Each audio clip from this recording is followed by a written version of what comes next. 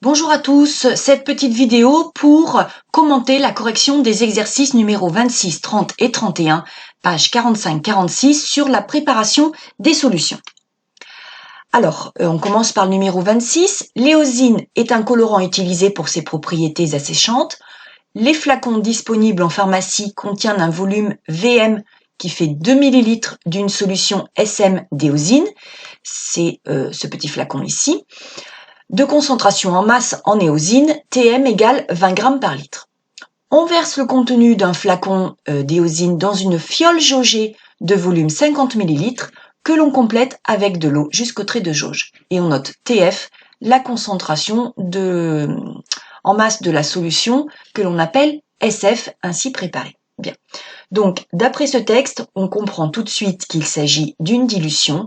Donc, comme je vous l'ai dit en cours, eh bien, on va déjà commencer à préparer le tableau qui va nous permettre d'écrire toutes les données du texte pour comprendre bien qui est la solution mère, qui est la solution fille.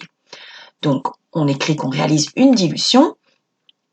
On écrit solution mère, solution fille. Attention, dans le texte, on vous donne des noms aux solutions pour la solution mère ainsi que pour la solution fille. Donc, je l'ai reporté également dans ce tableau.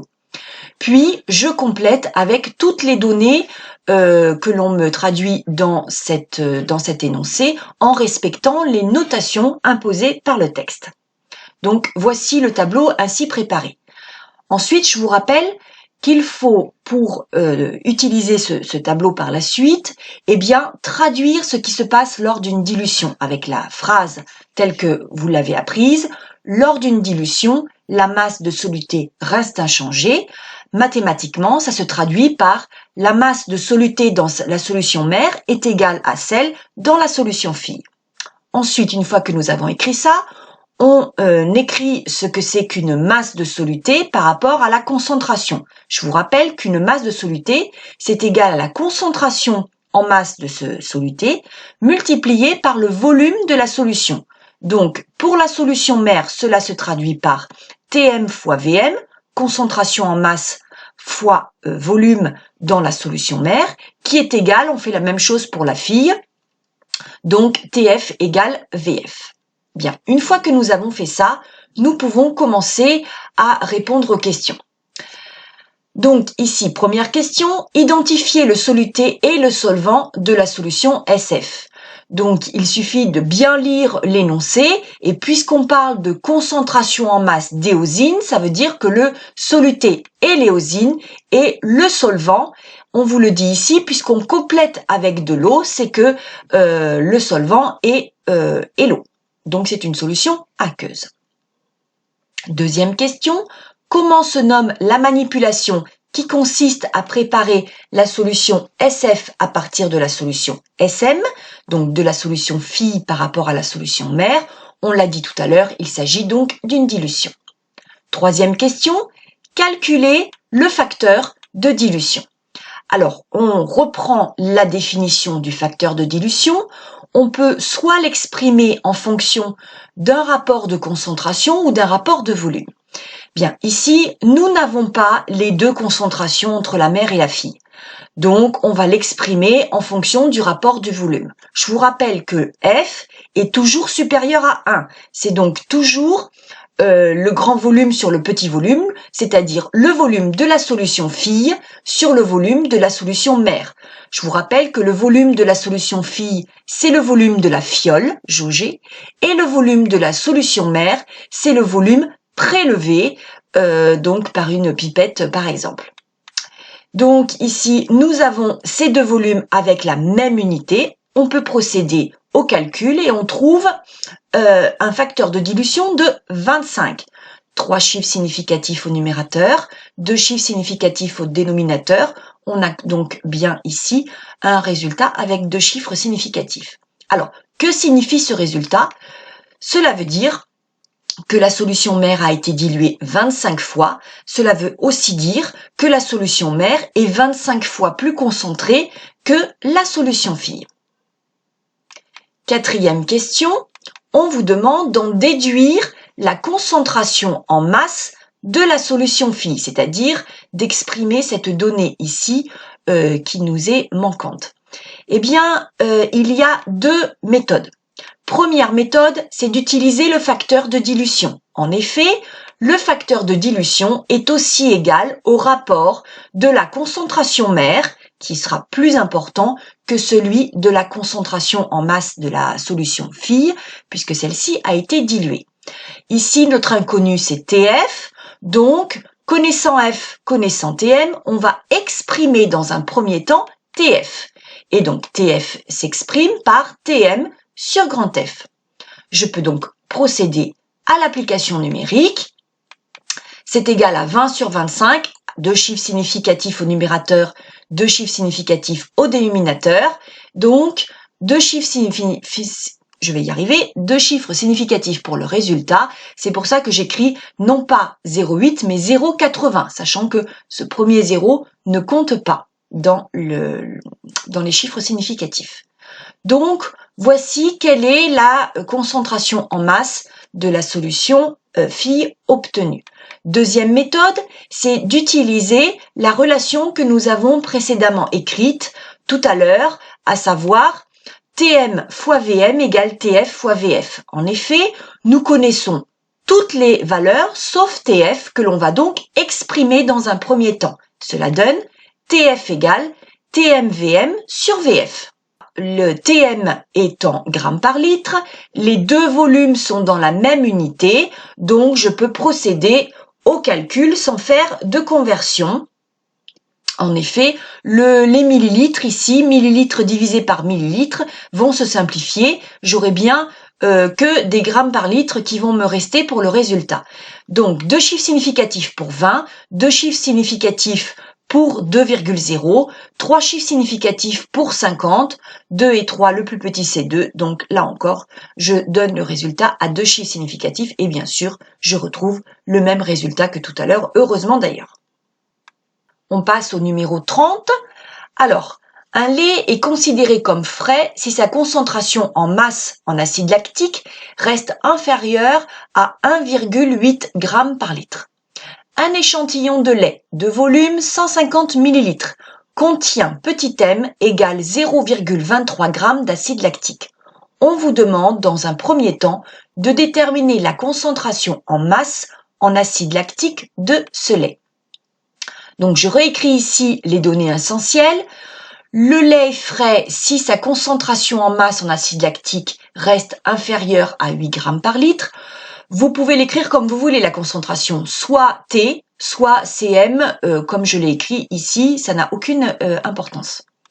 Le volume de la solution, donc de lait, est de 150 ml et la masse d'acide lactique dans cette solution est de 0,23 g. Voici donc les données du texte. Bien, passons maintenant à la première question. Par définition, la concentration en masse d'un soluté, donc ici l'acide lactique, c'est la masse d'acide lactique divisée par le volume de la solution, avec la masse exprimée en grammes, le volume exprimé en litres et la concentration exprimée en grammes par litre. Donc j'ai bien ici ma masse d'acide lactique en grammes. Par contre, la masse de la solution m'est donnée en millilitres. Donc, avant de faire le calcul, je vais ici convertir les millilitres en litres en gardant le même chiffre, mais en multipliant par 10 puissance moins 3 pour le convertir en litres. Je peux maintenant donc effectuer mon calcul. Deux chiffres significatifs au numérateur, ce premier 0 ne compte pas. Trois chiffres significatifs au dénominateur, 2 et 3, le plus petit c'est 2. Je donne donc un résultat à deux chiffres significatifs et cela fait 1,5 g par litre. Deuxième question, évaluer son état de fraîcheur. Eh bien, on a dit tout à l'heure que le lait était frais si sa concentration en masse en acide lactique était inférieure à 1,8 g par litre. Je suis à 1,5 g par litre. J'ai donc bien une concentration en masse qui est inférieure à la valeur de 1,8 g par litre, et donc ce lait est frais et peut être consommé. Allez, on termine avec le numéro 31. Les boissons isotoniques pour sportifs contiennent 6 g de sucre pour 100 ml de solution. Un sportif remplit sa gourde, qui a un volume des 0,75 litres, avec une solution isotonique notée S1. Donc, il s'agit de cette solution-là. Après plusieurs heures de sport, le sportif a bu les 2/3 du contenu de sa gourde et il la complète avec de l'eau. Donc, il la complète pour la remplir complètement avec donc de l'eau pour obtenir donc une nouvelle solution moins concentrée forcément que l'on va appeler S2. Et ici, le but est de déterminer la concentration en masse en sucre de la solution S2. Bien. Donc, on voit bien que dans cette étape-là, il a effectué une dilution. Mais avant, il est parti avec cette solution-là, la solution S1, qui, elle, n'a pas été diluée. On sait juste que c'est une solution qui contient 6 g de sucre pour 100 ml de solution. Donc, il va falloir, dans un premier temps, déterminer la concentration en masse en sucre de la solution initiale, c'est-à-dire de S1. Donc, on y va. Par définition, j'ai réécrit les données relatives à la solution S1, 6 g de sucre pour 100 ml de solution. Et donc, par définition, la concentration en masse de la solution S1, c'est pour ça que j'ai écrit 1 ici, c'est la masse de sucre sur le volume de la solution. Avec une masse en grammes, un volume en litres et une concentration en masse en grammes par litre. Attention, le volume ici, il va donc falloir le convertir. Donc, c'est ce que je fais ici, puis je peux maintenant procéder au calcul. On a donc une concentration à 60 grammes par litre pour la solution S1. Bien. Maintenant que nous connaissons ça, eh bien, on va pouvoir s'intéresser à la dilution qui s'est opérée lorsque il a bu les 2/3 de sa gourde. Donc, le sportif boit une partie de sa gourde et la complète avec de l'eau. Il effectue une dilution. On va donc remplir ce tableau.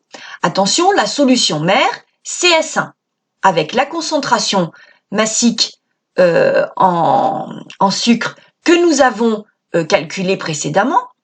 Attention, ici, le volume de la solution S1 lors de la dilution, c'est lorsqu'il a consommé déjà sa gourde.